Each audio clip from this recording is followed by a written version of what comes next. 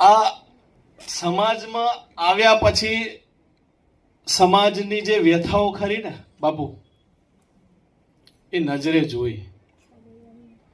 આપણે બધા સ્નેહ મિલન સમારંભ, સારા સારા શિક્ષણના કાર્યક્રમોને બધું કરતા જ હોઈએ છીએ,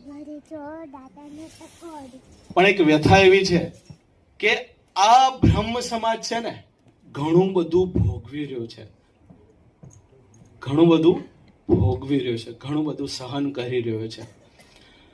આ બ્રહ્મ સમાજે હિન્દુ ધર્મના શું શીખવ્યું? આ બ્રહ્મ સમાજે હિન્દુ ધર્મના શું શીખવ્યું? બાપુ કમલભાઈ, જો કોઈ આ હિન્દુઓને ધર્મ શીખવ્યો હોય ને તો આ બ્રહ્મ સમાજ છે. ધર્મ શીખવ્યો હોય તો આ બ્રહ્મ સમાજ છે. શાસ્ત્રો, 4 વેદ, ઉપનિષદો, પુરાણો